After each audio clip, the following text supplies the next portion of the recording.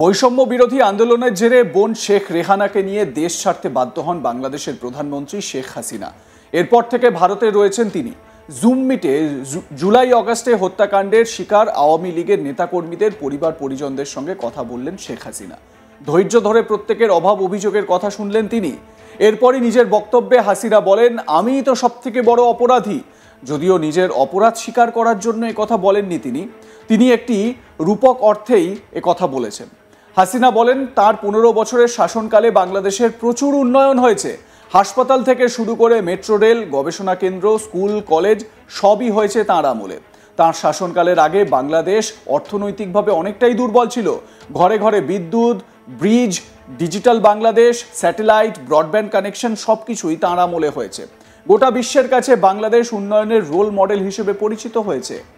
শেখ হাসিনা তার বক্তব্যে একদিকে যেরকম দেশের উন্নয়নের স্বার্থে কি করেছেন তিনি সেই খতিয়ান তুলে ধরেন, তার পাশাপাশি জুলাই অগাস্টের যে বিপ্লব বাংলাদেশে, তাতে করে আওয়ামী লীগের সদস্য যারা ভীষণভাবে অত্যাচারিত, তাদের পরিবারের লোকজন যারা নিপীড়িত, সেই সমস্ত মানুষের সঙ্গে কথা বলেন শেখ হাসিনা।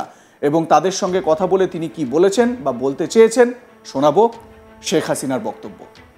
সবচেয়ে বড় অপরাধী বাংলাদেশকে উন্নত করেছে অর্থনৈতিকভাবে। বাংলাদেশে আজকে উন্নয়নশীল দেশের মর্যাদা পেয়েছে। বাংলাদেশের মানুষের খাবারের ব্যবস্থা করেছি, চিকিৎসার ব্যবস্থা করেছি, শিক্ষার ব্যবস্থা করেছি। এই 15 বছরের মধ্যে বাংলাদেশ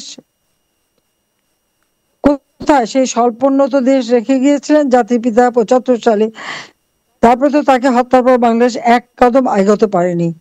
আমি যখন ক্ষমতা আসলাম তারপর থেকে না দেশের উন্নতি, ঘরে ঘরে বিদ্যুৎ, তারপরে অবকাঠামোগত উন্নয়ন, রাস্তাঘাট, পুল, ব্রিজ, সবকিছু। কোন জায়গাটা অভাব আছে? হাসপাতাল, চিকিৎসা, মেডিকেল কলেজ, মেডিকেল বিশ্ববিদ্যালয়, গবেষণা, সব দিক থেকে বাংলাদেশ এগিয়ে যাচ্ছে। Digital Bangladesh, incubation centre, Bangabandhu satellite উৎক্ষেপণ করলাম, ঘরে ঘরে বিদ্যুৎ পৌঁছে দিলাম, ওয়াইফাই কানেকশন দিয়ে দিলাম, ব্রডব্যান্ড কানেকশন দিয়ে দিলাম।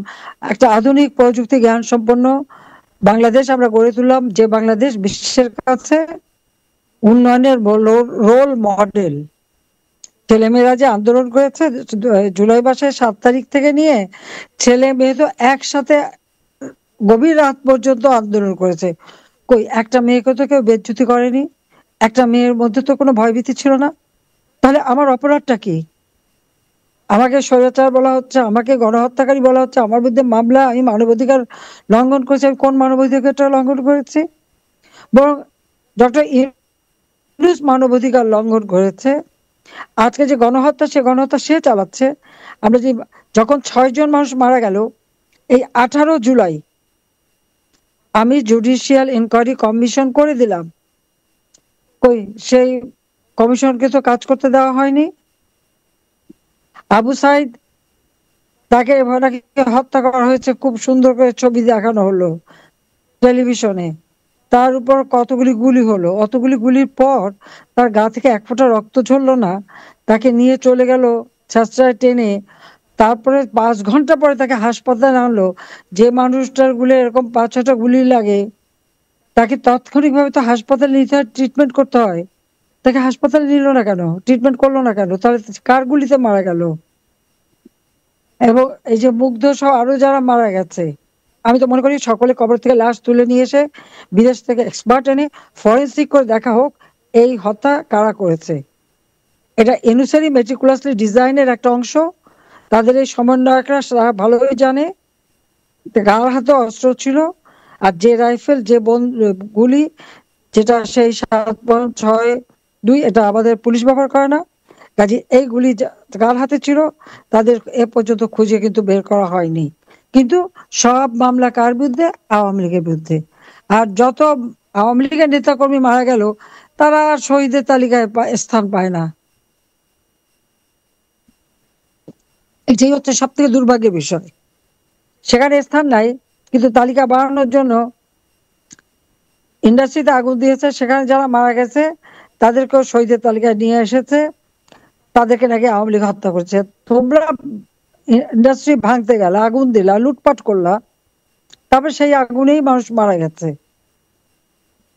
হোটেলে আগুন দিয়েছে, সেই আগুনে মানুষ মারা গেছে।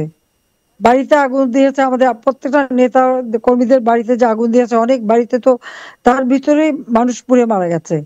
450 থানা এবং পুলিশ ফাঁড়িতে আগুন দিয়েছে, থানার মধ্যে পুলিশ মারা গেছে।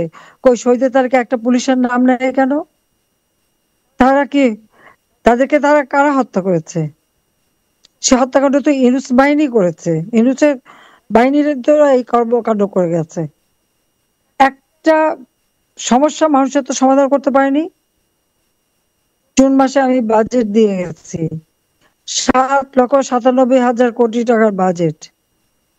আজকে বয়স্ক ভাতা, বিধবা ভাতা, প্রতিবন্ধী ভাতা সব বন্ধ।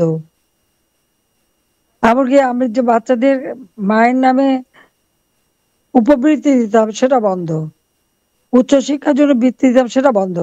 সবকিছু বন্ধ করে দিয়ে আজকে কোথায় দেশটাকে নিয়ে যাচ্ছে? তিনি যে সাংবাদিকদের কাছে বললেন যে থানায় যেতে পারে, এই যে আজকে আমার এখানে যারা আহত নিহত পরিবার, যারা কেউ কি থানায় যেতে পারছে, মামলা দিতে পেরেছে? পারেনি। একমাত্র আওয়ামী লীগের বিরুদ্ধে মামলা হলে দেওয়া যাবে, কিন্তু আওয়ামী লীগের কেউ মারা গেলে সেটা মামলা করা যাবে না। এই নিয়মে তো তার, সে তো সঠিক জবাবটাও দিতে না পেয়ে এড়িয়ে গেছে। কাজে আজকে যে অবস্থায় দেশকে নিয়ে গেছে, যে বাংলাদেশটা ছিল উন্নয়নের রোল মডেল, আজকে হচ্ছে বাংলাদেশটা জঙ্গিদের বাংলাদেশ। কারণ যত জঙ্গি, সন্ত্রাসী, খুনি যারা জেলে ছিল, দুর্নীতিবাজ, সব মামলা খালাস, সবাইকে জেল থেকে বের করে দিয়েছে। শুধু নরসিংদী জেলই ভাঙেনি, বাংলাদেশের বেশ অনেকগুলি জেলার জেল ভেঙে ভেঙে সমস্ত অপরাধী, খুনি, অপরাধী, জঙ্গি যারা, তাদের সবাই মুক্ত। আর জেলখানা ভরে গেছে আওয়ামী লীগের নেতা কর্মীদের দিয়ে। এর কি জবাব দেবে?